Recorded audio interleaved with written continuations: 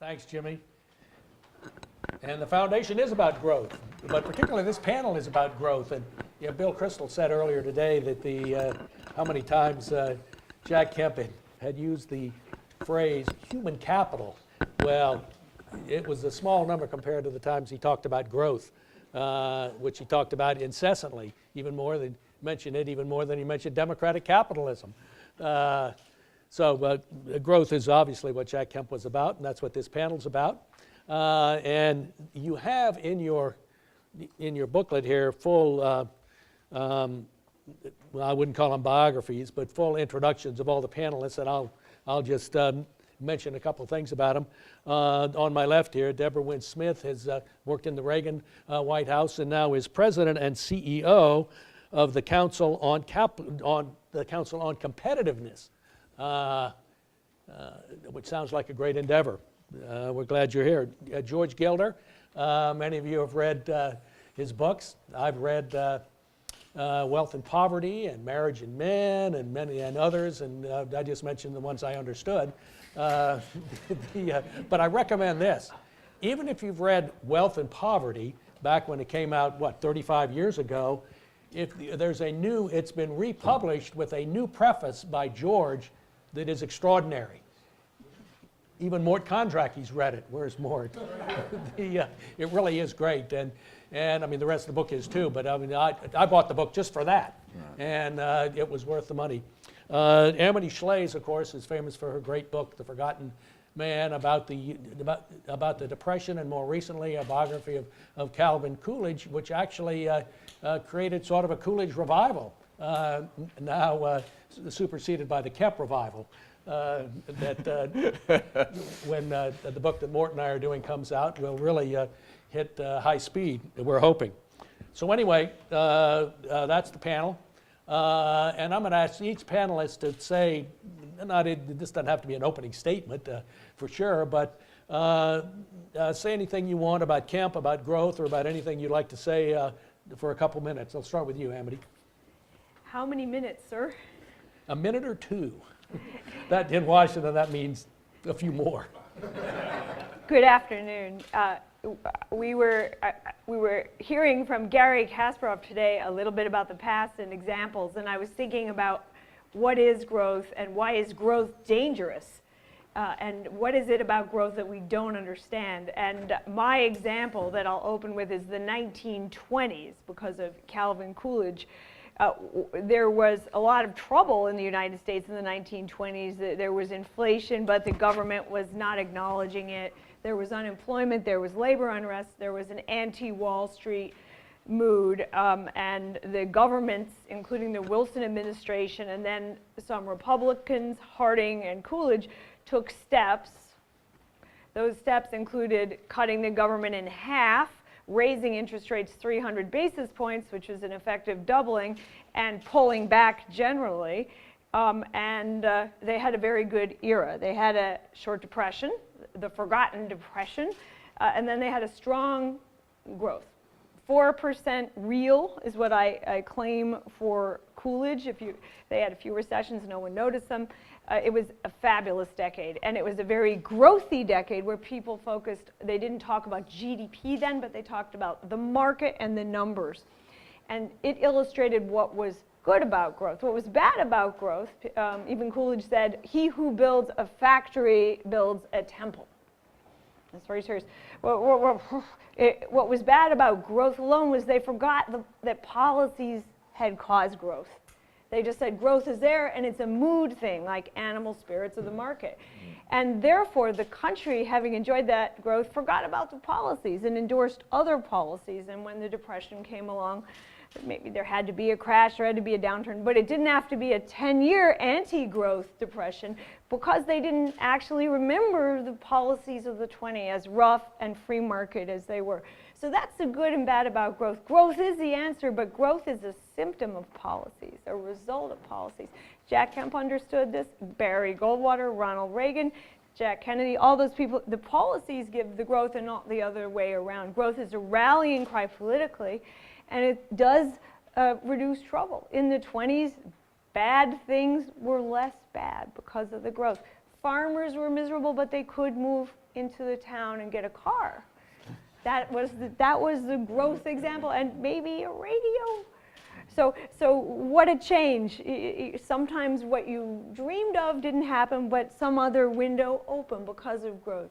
But always, and they forgot to, I think as a society, we tend to you have to ask and read what competitiveness causes growth. If you don't have competition, you can't have growth, competing ideas.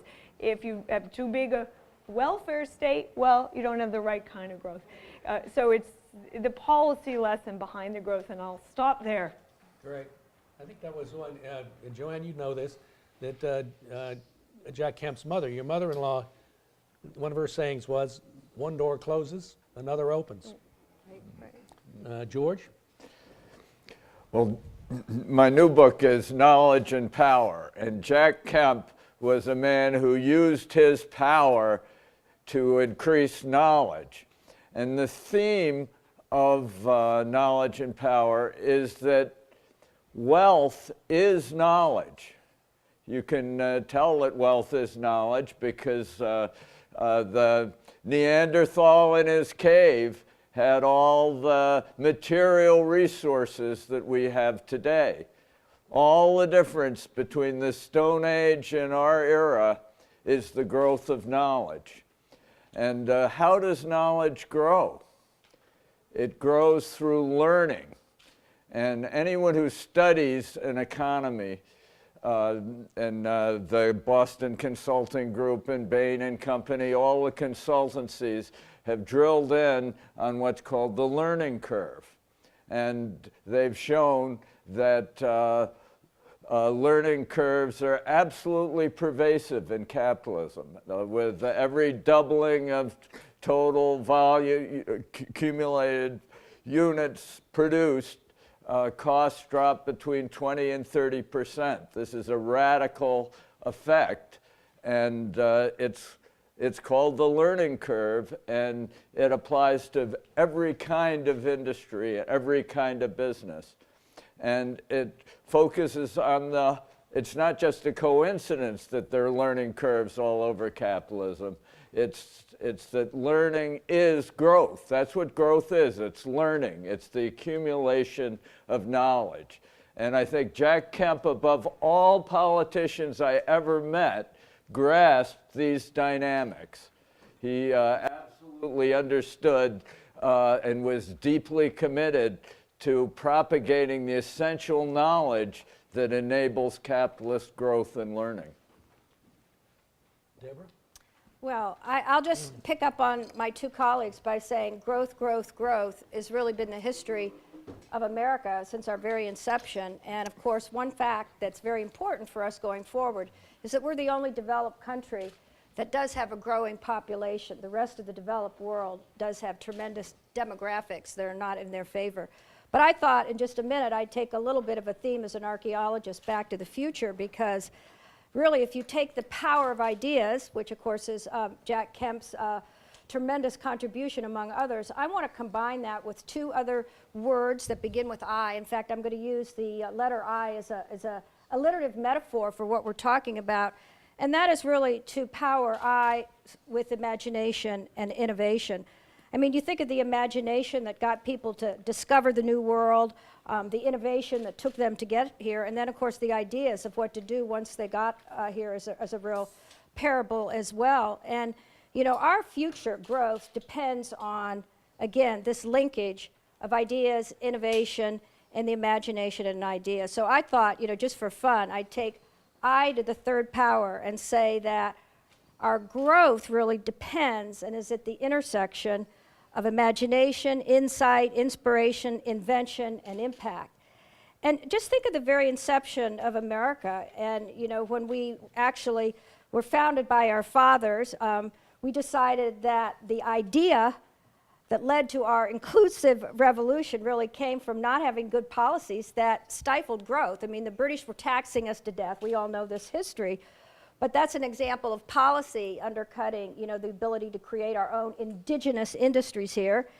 And we had, you know, a revolution that was very inclusive. We talked about it this morning with poor farmers, wealthy ship captains, craftsmen, all coming together to really create this new intellectual framework of ideas and ideals to create our individual rights and responsibilities. And then we innovated around the idea of turning colonies from states, our new forms of government. And we talked this morning about infrastructure, and I want to signal on this growth strategy that infrastructure enables, we know this, it enables industry, it enables commerce, links us from sea to shining sea. And again, the idea of infrastructure and what we need to do with infrastructure is at the heart of the growth agenda for this country right now. I'm going to throw out one thing that may be a little controversial, but I do think we have a tremendous infrastructure deficit right now. The lack of investment in infrastructure, the ability to determine where high-value investments coming into this country, a lot of that is being weakened by our innovation and infrastructure deficit. So, going forward, and we'll talk about this on the panel, when you think of America and our great strengths, again, knowledge, Ben Franklin inventing electricity up to Thomas Edison, turning into technology. We think of everything from, the computer and the integrated circuit to the iPhone, the internet, another I, our transportation going from the automobile that created the middle class all the way up, to the airplane and exploring space. But the exciting thing is we are on the cusp of tremendous opportunities that are driven by innovation now. We like to say at the Council on Competitiveness that the world is being rewritten in digital, genetic, atomic, and neuron code. And it's going to unleash innovation, industries, jobs, products, services that are just unimaginable for global prosperity, and really moving away from a world that right now many think is a world of scarcity versus a world of abundance. And you couple that with our infrastructure of energy. I mean, for the first time, our country's ready to move from being energy weak to energy strong. We're revitalizing manufacturing. It's a very, very exciting time. But, and then here's the rain on this parade right now, is we have to, for growth, get a innovation-friendly capital cost structure, a tax system, a regulatory environment. We have to lead out on global. There's so many things we need to do right now in a policy agenda that will unleash this innovation and imagination capacity for growth and prosperity. And I know we're going to come to some of those things in a minute. Indeed, Deborah. Where I live in Alexandria, Virginia, I see tremendous infrastructure being built everywhere. I mean, in places I never thought they would build bikeways. They're building many, many of them, and there are even a few bike riders, not many. Let me read you the first paragraph in a story on the front page of the Wall Street Journal this morning. 5 years after the financial crisis ended, soft growth in Europe, a stop-and-start U.S. recovery, and waning momentum in China have policymakers groping for what to do next. George, why are they groping? Because they failed to understand a key fact that Jack Kemp championed throughout his career, which was that dynamic, creative economy depends on a stable currency. And I didn't really fully grasp that myself. I was under the influence of Milton Friedman, who Jack Kemp was brave enough to confront. Imagine a politician who is actually willing to say that Milton Friedman was wrong. But Milton Friedman was completely wrong and about money, and Jack Kemp was completely right. And we know that today because the essence of Friedman's monetarism was a belief that velocity, the turnover of money, was controlled, was a constant. It didn't change. It was an expression of human psychology.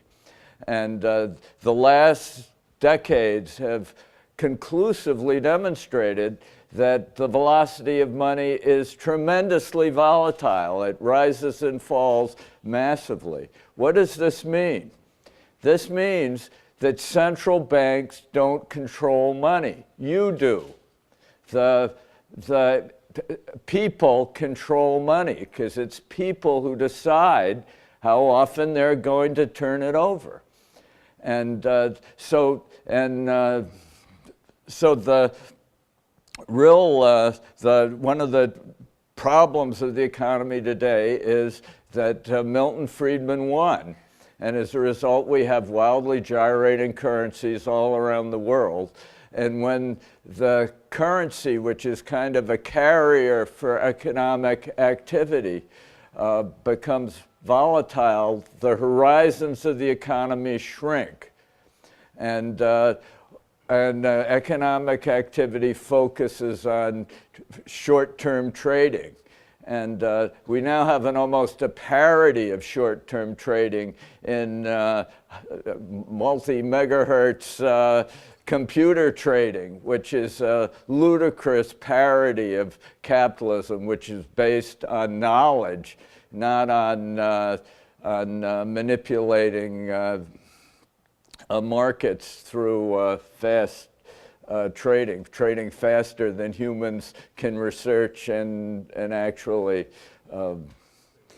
develop investment ideas. So this was this is really a great vindication of Kemp today, and we do now need to establish a stable money, and there are two ways to do it, and I have a book coming soon called Bitcoins and Gold, the information theory of money.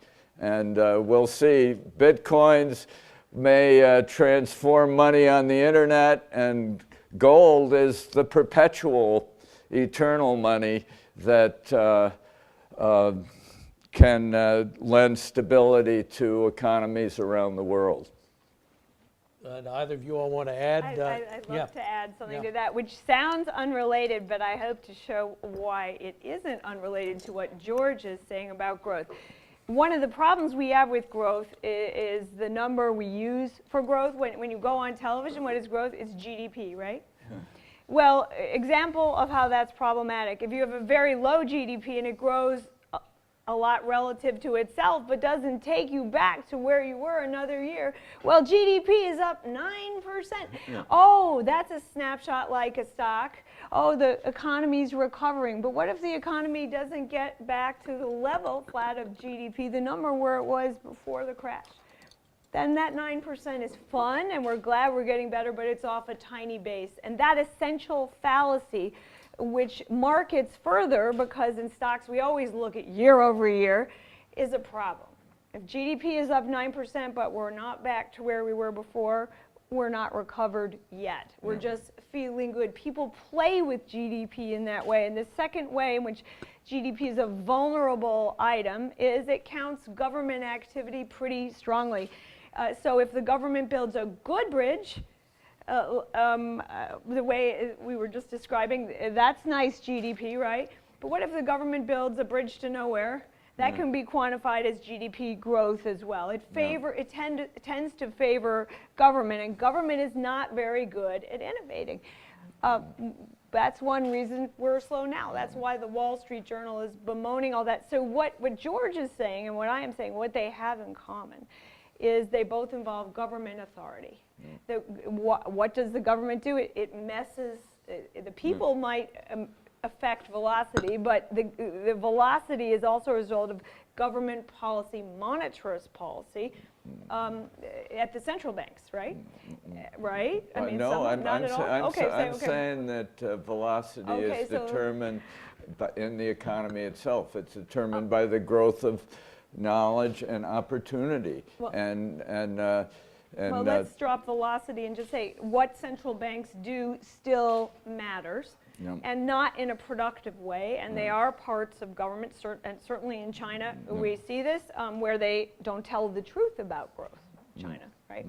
And then what I was saying, that has to do with government too, because the way we measure growth favors government too much, and therefore neglects the private sector, and therefore fails to capture, you say, the anemic quality of certain sectors now, right? And our GDP isn't very good, but maybe we should look at some other numbers. And what you were getting at before, both of you, is maybe we should quantify productivity gains more prominently. Well, maybe we would have Moore's law. because productivity really has to be the ultimate measure, because you can have, as you said, a lot of economic growth. I mean, China has tremendous productivity problems, and over time, that's going to have a huge negative impact as they try to have a higher standard of living. But, you know, again, the U.S. ability to drive our productivity and increase our prosperity for our citizens really is something that the private sector has to lead, and the private sector is determining where to invest.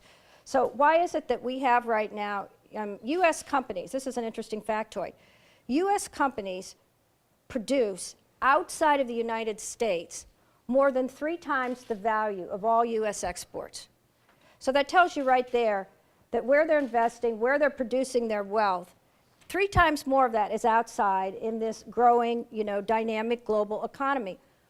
We need, as a nation, we're speaking about the U.S. here, but also in a global context, we need to have more of that investment, investing back here in our infrastructure, in our entrepreneurship, in all these next generation technologies. And you know, I think the number's probably increased, but it's about $1.4 trillion in U.S. company overseas profit that doesn't come back because of the double taxation on repatriation. I mean, that's something overnight, you know, if we had the political consensus we could move on, that would have a huge impact of bringing capital back. And then another is, you know, and again, the data's here. We are seeing a huge drop in the number of small business formations and entrepreneurship. I mean, again, job creation in this country has really come from a dynamic small business economy. They can't go in and access any capital. Venture capital is not investing in these firms because they want to have a much higher internalized rate of return. So you have this double whammy right now of these macro tax policies, plus what's going on in individuals accessing capital to grow, and then you put on top of that this overhang of our federal deficit. You know, we are continue to get into debt, government spending more. You know, we know when you project out the numbers, pretty soon our health care expenditures will increase so that almost everything in our federal budget will go to health care and entitlements, nothing in research and development and national security. It's really a perfect storm. And, you know, I think the capital currency issues a matter there, but I think there are lots of other factors that need to be addressed on why we're having growth challenges. The heart of it, I think, is learning, and the rule of learning comes from Karl Popper. It says that scientific propositions have to be falsifiable, that any proposition that can't be disproven can't yield knowledge and thus can't produce growth. And what the government does is it tries to guarantee everything. And any corporation that's guaranteed can't produce knowledge and thus can't yield growth. And so all the efforts by government to assure the future stifle growth by stultifying the entrepreneur and stultifying the economy. Do you, Richard Ron wanted to. I have to correct one thing George said. And I can do that because George and I go back to the late 1960s as good friends all the time. Milton Friedman, yes, in the early renditions of monetarism, he did have the constant change in the velocity of money. That completely broke down in the early 1980s. Friedman came around, basically admitting that Jack Kemp was right. Friedman came around to a hard money standard, basically gold or other hard money. And I think it's unfair to whack Milton for, because he was a friend too, as all of us. And so with your new book, don't do that. He also took a swipe at Hayek in his last book, a great book, except he took an unfair swipe at Hayek that I had crushed up. Virtually dedicated the book to Hayek. The book's all an extension of Hayek and a celebration of him. I don't know. I knew this was going to get unruly. I'm going to be ruly.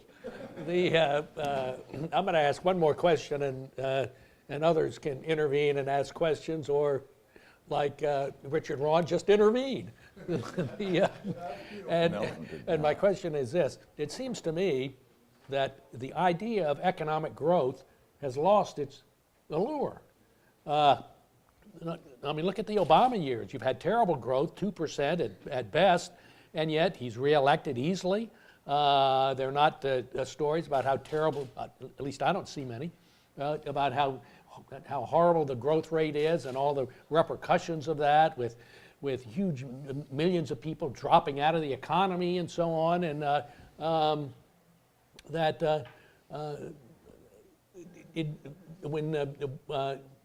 you could, as Jack Kemp did, you could talk about growth and show the joys and the benefits of greater growth, and yet Republicans in particular here are offenders because they use the word growth almost as much as Jack Kemp did, and then do nothing. What about the idea of growth as a popular idea, as a significant intellectual idea? Well, maybe nobody agrees with me. I don't agree with you. I think it's Well, maybe the Republicans or the Democrats need something more precise, such as opportunity. The idea of growth has been abused to such an extent that people aren't always sure what it means. What is the policy to get growth? People don't know that either. I would add that the U.S. has had some growth lately, not very good growth, but some growth, and so people sort of think it might be okay. But the only reason it feels somewhat okay is because of the innovation in energy, and because other currencies don't still regard us as the currency of last resort. So we got a kind of free ride out of it, this terrible paradox that when we pursued negative policy, we got rewarded because all the other money came here because the world was in trouble because of our subpar policy. Well, that won't happen forever. George will have a coin, the bit dollar gold George Gilder, the Gilder. There will be a challenge to the US dollar. There have been in the past. Interest rates will go up, and Americans won't have to, Americans will become interested in reducing interest rates, in the austerity, which can be good, government austerity, right? Yeah, can be good, because we'll have to save our currency as if we were England. That can happen. And it may have a good outcome because we then at the end may have a better policy mix that causes strong real growth in the United States. So it's a kind of complacency that we have because we think we're the only ones. Well, we're not. It's not like the 70s even. China is there, Europe is there, all of Asia and India are there to compete with us and produce a currency that could bring the dollar into stress. So I think it's the complacency. Would be good for the dollar. It's for now until the dollar is truly challenged, which will happen in our lifetime. But remember on this government manipulation of currencies, it was just a few years ago when Brazil, for example, was screaming bloody murder that the U.S. was manipulating our currency to drive it down so that U.S. exports of industrial products would be cheaper than Brazilian products. We know the Chinese, of course, have an artificial renminbi. But I like what you're saying about... The artificial renminbi, what do you mean by that? Well, I mean, they keep their currency low. Do you disagree with that? Well, in other words, they keep the dollar high. Yeah, because they want to fuel They like their the dollar, export. in other words. The Chinese fuel are their supporting exports. the dollar. We are eroding the dollar. I think the Chinese are better for the dollar than we are. I mean, the threat to the dollar isn't in Beijing, it's in Washington. Well, okay, I do think the Chinese export machine and everything they do to encourage that, and it's state-sponsored. There are a lot I don't know. I think that's... Their Chinese government is 17% of GDP today. They're more pro-enterprise than we are, Well, and that's the challenge we face. We now have a socialist government, and it has effects, and it is debauching America. And China is more capitalist today, I believe, than the United States is in many ways. I have to jump in and say I've been looking to see if there's a private sector council on competitiveness in China. And we can't find one because behind every Chinese enterprise on the board of directors and everything are government officials. And anyway, that's another discussion. There is a lot of that. There's but no question about that. I want to get back to defining growth because I think your question's powerful. It really is ultimately how do you drive prosperity for your people and ensure that they are going to have jobs and a bright future of opportunity. And I think what this administration's doing that's very pernicious, and Republicans don't seem to, and this is not, I know, a partisan discussion, is to talk all about the inequality and non-exclusive growth, as opposed to what do you need to do to generate wealth, because at the end of the day you have to have wealth, as you're saying in your book. So I think that one of the challenges we have going forward is, and again, back to this energy and manufacturing revolution, we have, I don't know how many of you have been in them, and how many, well, let me just ask, how many people in the room would like to tell your young teenager to go into manufacturing and go work in a factory? Okay, Tom knows, because but I mean, we have some of the most advanced industrial enterprises in the world, totally automated, highly skilled, all of that, but nobody wants to go into manufacturing. And yet, the way things are going to be made with additive manufacturing and modeling, and I mean, again, it's a revolution that's going to have huge value. But guess what? We don't have the skilled workforce now to participate in that. And so that gets back to growth. We haven't talked at all about people. You see, people create knowledge, but people have to be educated. They have to have a K through 12 system. They got to learn, and those are huge issues for a future growth capability in the country.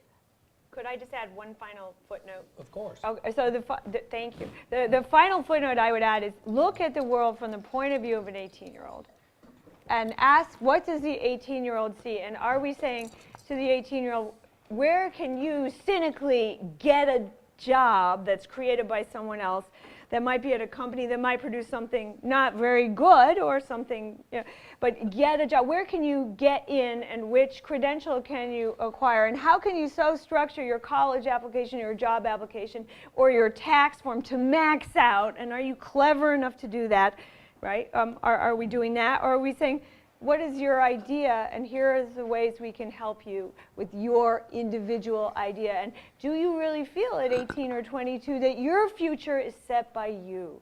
And as long as we have a culture where it's a game, getting into university, getting the right job, getting the earned income credit, rebate, so you can buy the vehicle, there are many, many versions of this, it's about how clever you are as a young person, fighting to get the first thing that someone else gets. Scarce resources, who's the cleverer rat, we won't have a growth economy. A growth economy is one where the young people see lots of opportunity and are supported in leading the rest of us in creating things, not just acquiring certain things that are already available. So I look at it for them and I say, wow, they're not getting a very good signal from us. They're learning to game the system, not build the world. And then any agenda you would write off that.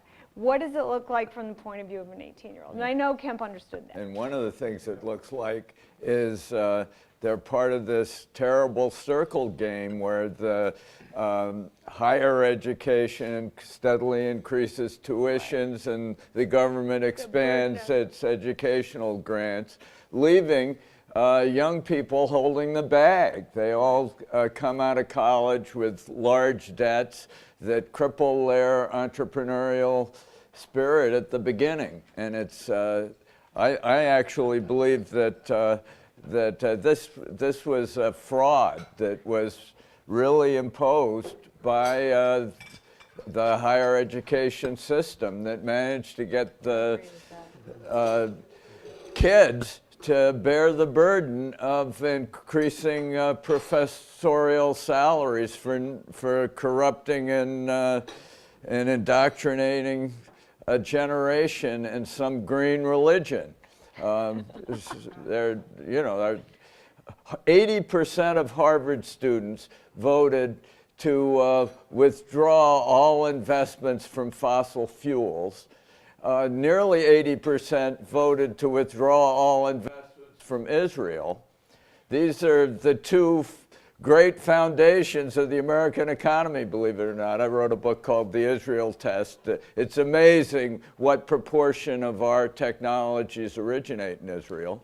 And Harvard students are just imbeciles. The idea that they are an asset to America is just ridiculous. These Ivy League universities are corrupting, debauching, indoctrinating students. They're all sicklied over by a pale cast of green goo. They can't think anymore. Imagine 80% of Harvard students are effectively anti-Semites. What do you make of that? This is a crisis, and it's all financed by taxpayers, by the federal government. And I believe that these student loans should be, there should be an amnesty on these student loans, and higher education should be taxed. Well, a lot of innovation from some of the people that created those loans, but I agree with what you're saying in some senses about the need to reform higher education. And actually, there are some innovative university presidents, I don't think at Harvard, but other places that are working on that. Because back to that productivity metric, the two sectors of our economy that have no productivity growth, interestingly enough, are education and healthcare. And it's not accidental, but the costs and everything, you know, are off the charts. The but, FDA costs 100 times more and takes 3 times longer to get a drug approved than 35 years ago. You mentioned the FDA, so I'm going to be the iconoclast here and ask people, why do you think that in most parts of the world, if anybody's sick and gets sick, people want U.S. branded pharmaceuticals and medical devices?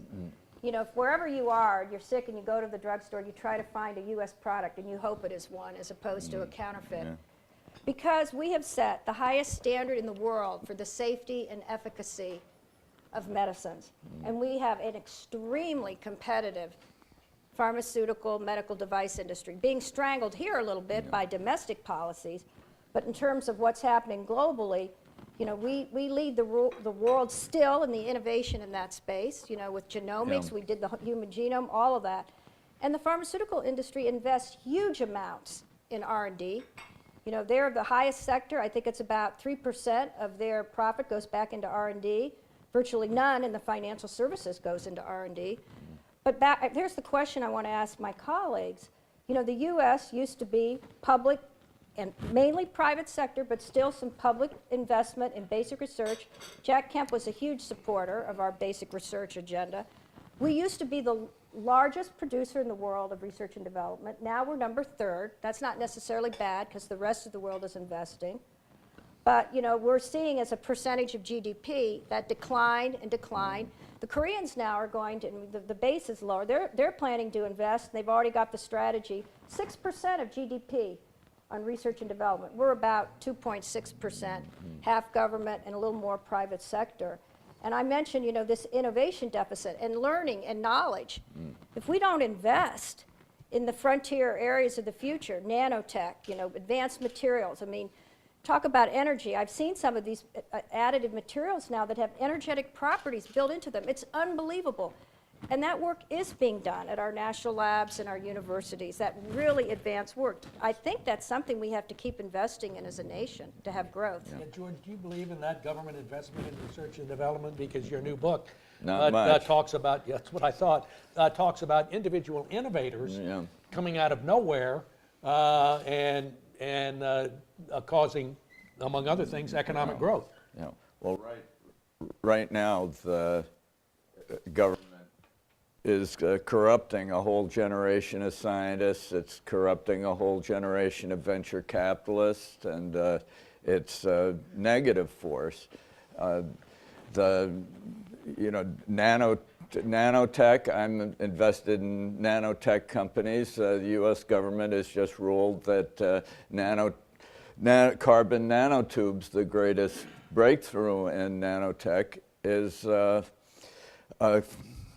resembles asbestos, and that's a serious issue on the regulatory side. I agree. I mean, it's incredibly oppressive regulation is undermining our sources of innovation in the United States, and government science is just overwhelmingly and increasingly dominated by this climate change mania, and that is deeply destructive. And Drew Faust of Harvard has just announced a $400 million program to further promote climate change. They want to make Harvard the leading force in the world in combating climate change, bad weather.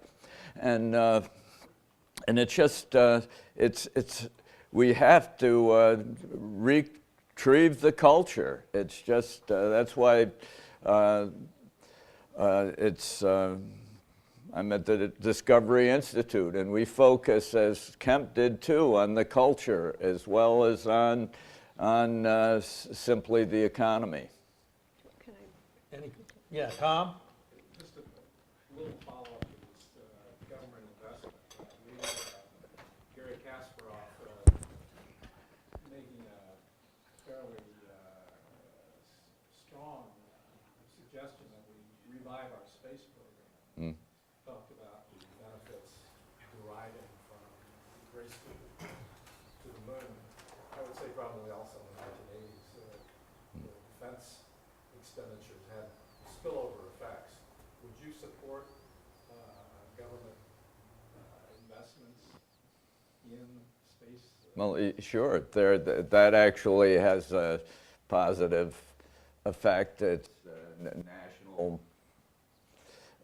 goal. But right now, the space program is being led by private ventures, and the existing space bureaucracy is lost its edge and really no longer makes such contributions. And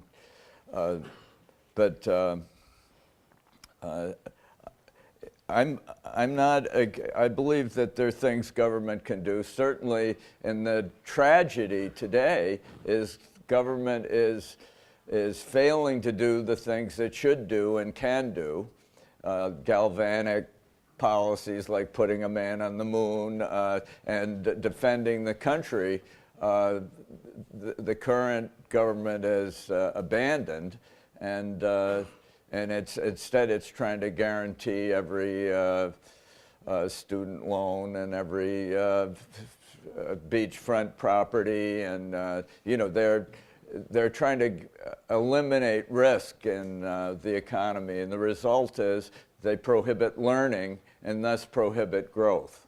But back to the research and development, I certainly am one in favor of using our shale gas, which is a tremendous bonanza for this country, and of course that's enabled by horizontal drilling, which was, it's all been traced back to research at one of our DOE national labs, 30 years to actually perfect that. It took private sector capital and entrepreneurship to use it, and individual property rights. But it's an example. I mean, the tremendous innovation in the private sector space arena now is all based on this fundamental research from universities and labs that went on for 30, 40 years. But let me throw an example out. And I find this very concerning. Others may not. Richard and I were talking about being in China some years ago, but I was there 2 years ago with a team from Lawrence Livermore National Laboratory, one of our weapons labs. I'm on the board, and 3 of us are the only Americans that have been in every supercomputing facility in China. They now have 12. They are unbelievable. Military investment, they have China, all their companies, their so-called private sector companies are there. Virtually everybody working in these facilities are Chinese students who have studied here at Stanford, Harvard, wherever, or have worked at IBM, Intel, EMC, Microsoft, the list goes on. And one of the leaders of these facilities, I asked him, do you have any Americans who are working in these labs? And of course we have some, and he said to me in front of our little delegation, Americans are too stupid to come here. We would never let an American in one of our facilities. So we were leaving, and I was, of course, really furious inside. Michelle will know that, you can imagine. So one of the scientists came up to me and said, oh, I found out you're the president of the U.S. Council on Competitiveness. I just thought you were at Livermore. And I just looked at her, and she said, my daughter has a full scholarship at Wharton. Do you think you could give her an internship? And I'm not a government official. And I said with great delight and a very straight face, you know what? She's not smart enough. And I walked out. Could I just, Sure, go ahead. I think you're wondering, what was it like in the time of Jack Kemp, and what is one of the distinctions? And we're debating here which federal program is a good one. Maybe space is better, right? I mean, infrastructure programs, ambitious program, defense, but all these things are squeezed by the entitlements. And that's the distinction between now and the past. The entitlements squeeze too much. And we're not, there would be more money for some of these projects if we were for them, if there weren't so much entitlements. That's what Gary Kasparov was getting at the lunch, that entitlements dull the country. And they certainly wreck the budget. The intensity of the defense debate last fall was intense because defense is in that share of the budget that is not untouchable. So it wasn't that defense costs that much in the United States. It costs a lot, but not really a lot. It costs a lot because it's what's left that could be edited, where entitlements, well, we're not allowed to ever say that we might cut entitlements. That's how they're structured, and that's also our political belief. So all these opportunities are less because of entitlements, whether they're Deborah's or George's. And So the let me second ask thing, you let me this. just say one other thing about the FDA. I want to just turn that argument around, the FDA is all safe, to give an example of how even a good regulator can dull innovation. Who are the smartest people in the world, setting aside whatever they told you in that meeting to be macho? Well, they're often innovators and business leaders, wherever they're from, and we have plenty of them here. What motivates them? Capitalism, right? They want to make money for their company. What else motivates them? Well, just like anybody else, they care about their family, right?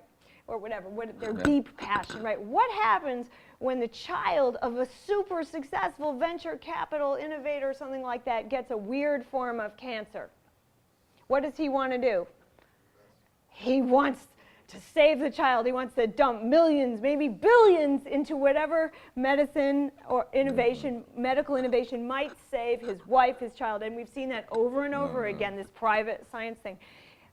Some of those things that millionaires and billionaires do to save their family member end up being quackery, and sometimes they end up investing in something good, right? What do those people want more than anything? They want to give their sick person the chance to try a drug. Sometimes there are new drugs that have passed phase 1 but not phase 2 or 3, right, of the FDA. There's a new legal proposal in the States called the right to try that would give people who have a terminal illness the right to try a drug that's passed some safety tests, but not all the tests of the FDA. And from the point of view of the sad story, if you have a relative who wants to try a drug and can't, you're very happy about that. It's a good, interesting idea, and it's passing in the States. Why else is it good? Because all those innovators, when they focus on something and are passionate about something, sometimes they have a great innovation that could help the health of a lot of people who are not even rich. But the way the FDA is structured, that's not possible, and they go off, they flame off in great frustration. Well, I agree with what you're saying, but you know, the whole issue of regulation is like the golden mean of classical times. It is a balance issue. And sometimes, you know, it will go too far this way or that. We saw that, you know, with Sarbanes-Oxley and some of the legislation and things. But, you know, I've heard experts say, maybe they're wrong, that Steve Jobs would probably be alive if he didn't take weird herbs.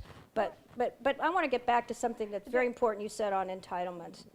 Why is it that neither political party can just come together and say, let's raise the age to 70? I mean, they did that in Israel, and they almost wiped out their deficit. And we know, actuarially, I mean, if somebody told me I had to retire at 65, I'd jump out the window. So why is that so hard The to answer raise is very the simple. age? One party is opposed to doing that. Happens to have the White House and the Senate at the moment. Yeah. Yeah, let Richard say something. What we're talking about here is the precautionary principle is ruling now. We don't have enough people dying from bad drugs. We don't have enough people getting killed in airline crashes. Now that may sound awful, but the fact is we're spending way too much on trying to prevent anybody dying from anything.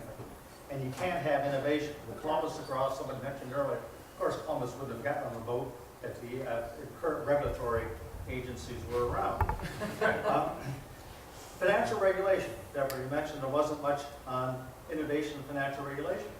The big financial firms have been turned into public utilities. That's They right. can't innovate. They can't do anything now. Goldman Sachs and all the rest of them are totally wards of the government. The government tells them their prices. They tell them all their procedures. What's a financial regulator? I understand this stuff. And we've got to get away from the precautionary principle and the kind of stuff George is talking about. This is vital to our national future.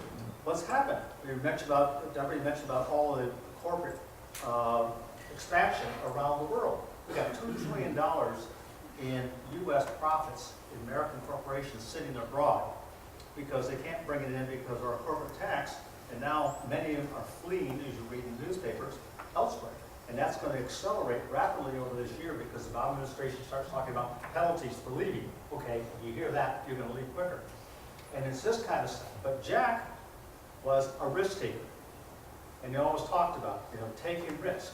He was a risk taker when you play football, you take risk.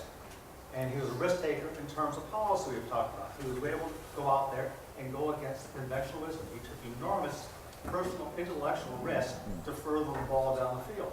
And we've got to get back to that. Yes. We've seen anemic growth. We've seen the slowest recovery from a recession in a long, long time. At the same time, the stock market is hitting all-time highs. Companies are flush with cash. Corporate earnings growth is rapid. What is the main disconnect between the rapid corporate earnings growth and the slow economic growth? And what are some things that could be done to help connect those? Well, the key thing is that the big companies are buying up their competitors. I mean, and buying their own shares. So you have a steady shrinkage of the total amount of equity out there. And when there's less equity and there's a lot of quantitative easing, you get a rise in the value of the residual equity. IPOs are at an extremely low level. In Jack Kemp's day, there were 7 IPOs, initial public offerings of new companies for every merger and acquisition. Today, there are 20 merger and acquisitions for every IPO. And this means that essentially the big companies can gobble up their competitors. Big companies also can move their operations overseas. So they function across the global economy and thus can't be stifled so effectively by the administration. And our economy has been seriously crippled by just mazes of regulatory overreach that only big companies can address. The carbon nanotubes are illegal, but if you have a big enough company with enough lawyers, you can get waivers so you can experiment with carbon nanotubes. But if you're a small company, you're out of luck and you go out of business. So unless you can get bought by the less creative large companies. And so our whole economy is being changed, and those measures are deceptive. More? So where is the Republican candidate who will stand up against big business? Rand Paul. I think they all will. I think yes. I think Cruz and Rubio and Gingrich and whoever we got will be willing to stand up to the current corporate state that is stifling our future. I think it's going to be popular to run against, these big financial leviathans that are just extensions of the government. They're state-owned enterprises that are really destructive to the economy. I would just say And capturing more and more of the profits and in contributing massively to the inequalities that the Democrats are constantly bemoaning, and that tinker-toy equation Marxists like Thomas Piketty are celebrating. I would just add to that very important point, Mart, that, you know, we still, and I referred to it early on, U.S. companies, and, you know, they're over, these are not really the multinational really doesn't exist anymore. These are global enterprises. And they are optimizing wherever they're going to invest and do their work and generate their talent all over the world. You know, and it's not just U.S. These are Europeans. They're all over now. And so for us as Americans, what we need to be worried about is that we can't compete on commodities. I mean, in George's brilliant book, I would add knowledge, technology, and wealth, because knowledge is pretty soon a commodity. You know, it moves so quickly. But what can we do to optimize our capital, regulatory, investment climate so they want to, one, stay here and do high-value work here? Because that's what we really want. We don't want to do, I don't think, you know, the work where we're competing on labor costs as opposed to the higher value. And so this entrepreneurship is so huge, and nobody's mentioned yet product liability. Every single study that has been done, and they've been done in universities, they've been done at the national academies, Tom knows, done some, I've done some. Our product liability laws have a huge chilling effect on innovation. DuPont, there's a whole class of advanced, you know, materials they won't make in this country because of our triple damages for product liability. Companies are domiciling outside of the United States because of product liability. Your Nano, I mean, maybe you'd be smart to put the company outside the U.S. because if something goes wrong, you'll be destroyed. It's being bought by a South African company is what's So happening. what I'm trying to say is we need to come together to come up with what are the optimal public policies that can unleash this tremendous innovation capacity, and they cut across capital, finance, and regulatory Can I issues. suggest three, just out of this conversation, right? Product liability reform. Whether do you want to read a book about that? Go back and read Philip Howard's books about what litigation does to growth and the national spirit. He's got a new one out He's got now. a new one, Philip Howard. Common sense. If you common ground. If you think suing is always the answer, and again, I'm going back to what 18-year-olds think, you're not going to live in a place where there are innovators who provide you jobs. Social Security reform, which Deborah is not hard. All of us in this room and everyone who happens to watch this, and with Mr. Kemp, could reform Social Security in one afternoon, maybe by changing the age, maybe by giving visas to high-end workers, professionals who could pay a surtax in, maybe by adjusting the pension so that it rises only with inflation and not with the average real wage. It's not a bunch of high school seniors could do it if they knew how to use a spreadsheet. Do that as a down payment in political trust. Once the U.S. reforms Social Security, it can grapple with much, much harder issues. And third, it is interesting about the taxes. I would say the corporate taxes are out of whack with the rest of the world. They might be lower, but what would also be important would be any tax any tax that affects an entrepreneur. So if the capital gains tax were lower, not higher, money would come to the U.S. to invest in these ideas. If there were certainty the income tax weren't always going up in statute and effectively, that too would be very, very good for growth in the economy. So you do 3 or 4 things like that, we're done, and we will have the real kind of growth, rein back the entitlements, so we'll add the fourth, to which Kemp is by. The deficit. Oh, right. Well, and the high-tech immigration is Right. important, as Jack Kemp understood. Right. But also educating our own. It is absolutely vital to educate our own, but the United States has never prevailed because of the particular ethnic composition of our population. The auto business, all the great new industries in America have been heavily supported by immigration. And today, I had to have a company in Los Angeles called Otoy, and we wanted to bring 16 New Zealand engineers who wanted to come to LA to contribute to American innovation. And instead now we have a company in New Zealand. And this is, America's immigration policies are absolutely perverse and destructive. And this idea that Mark Zuckerberg just wants to have cheap programmers is just ludicrous. If you live in Silicon Valley, you know that every major technology where it really, the hardcore research and development happens is dominated by people from overseas. That's just the way it is. We aren't educating our own human capital. Why not? Because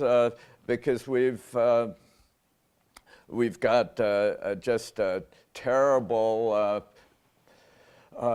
K-12 system that will be probably transformed by online education over the years, but today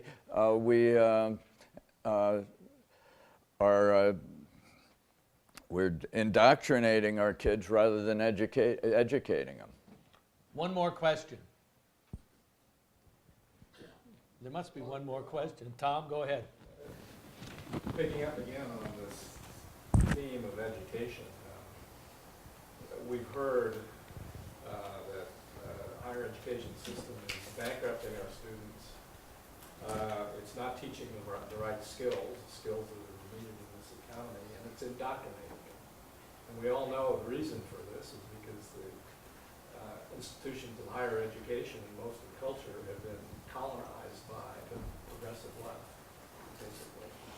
So, Well put. so how do we overcome that? What do we do?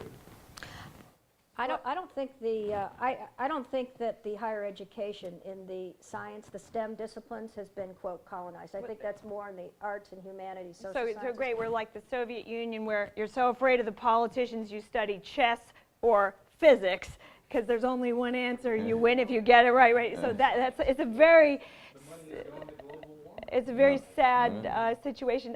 Can I answer one part of that? One of the things that I like very much as an education tool is high school debate, because in high school debate, much of the time, but not all this education is off. They have to get the information and argue both sides, and they do, and they learn it much faster because competition is involved. They're not being forced something from a teacher, right?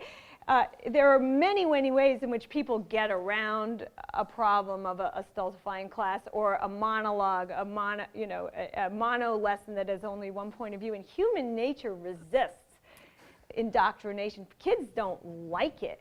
And so if you look around, nobody likes it. So what I see is a lot of curious minds looking for a lot of ways to learn, including ideas their teachers don't say.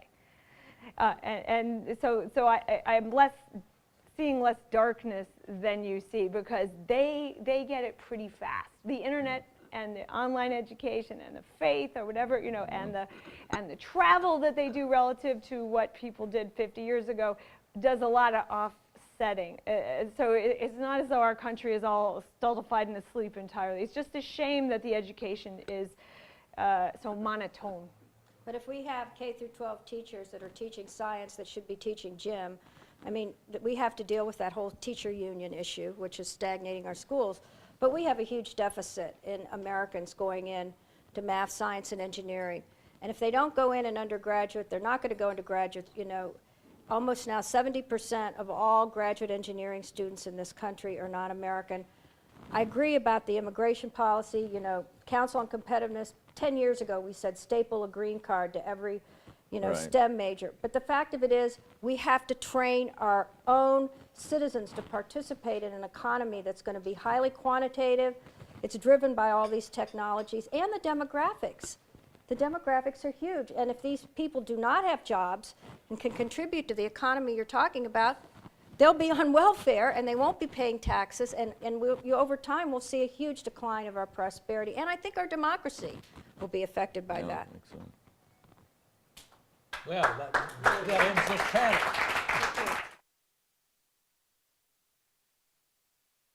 Still have everybody here from this panel.